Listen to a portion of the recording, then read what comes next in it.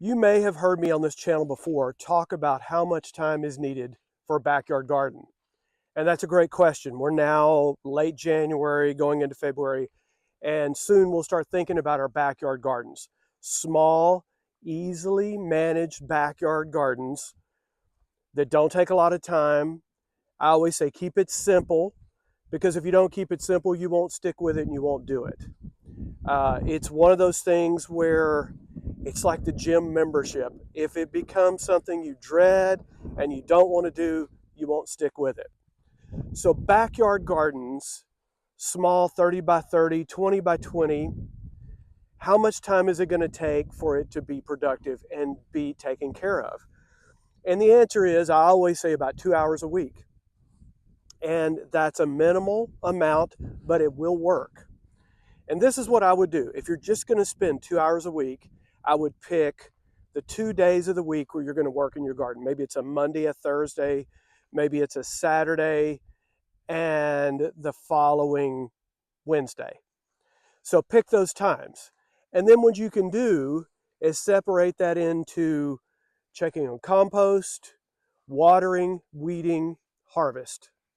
Now, harvest can be something when you're in the kitchen, you're about ready to cook, you're getting to that time of year when your cucumbers, your tomatoes, your green beans, whatever they are, they're ready and they're producing and they're ready to be harvested. Just walk out and harvest. And if that's the beauty of a small backyard garden, is it doesn't take a lot of time to harvest. Watering can be simplified. You can go to any of the big stores. I won't endorse any of them out there, but you know where you can get soaker hoses and you can buy them online from that big company that we all order stuff from.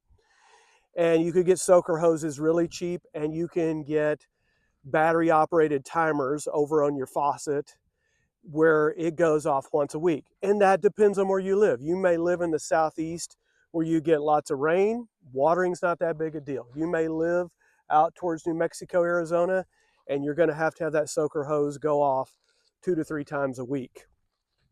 And again, we'll talk further about watering as we go through this year, how much watering needs to be done.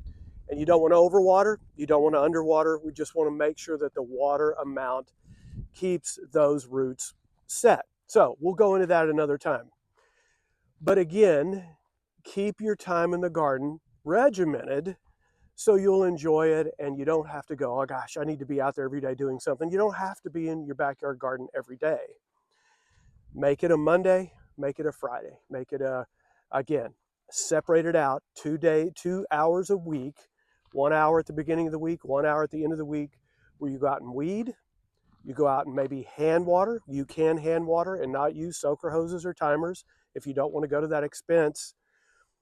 But however you do it, have a time set when you go in your garden each week, and you'll be surprised how much better that garden will do. And you don't have to overdo it. That's where I think people get burnt out on things or hobbies, whatever it is, and they quit doing it, is because maybe they devote a little bit too much time. If you love it and enjoy it, by all means, spend your free time out there. That's what you enjoy doing. You should be doing that. But for those of us like me, this is my job at Whirlwind Family Farm. I try to be done at 4:30 or 5 every day when we get to the heat of the summer. Sometimes it goes from sunup to sundown. It's part of a market garden. But if you don't have a cutoff time, for those of you who are market gardeners, you're going to get burnt out. But those of you who have small backyard gardens, remember this. Make it 2 hours a week, weeding, watering, harvesting. You can do it within 2 hours, simple thing to do, and you'll be surprised how well that little garden will do. So I hope that helps. Stick with your garden this spring. We know you're going to do great.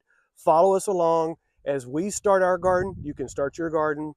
We can start, depending again on the zones you live in. You want to always follow that growing zone. If you live in Montana, you don't want to start your tomatoes the same time I start mine. But you can check those zones and see. But again, blessings over you, your family, your garden. We know you're going to do great. We have a couple of videos on the screen we know you're going to like. Check those out. Talk to you soon from Whirlwind Family Farm.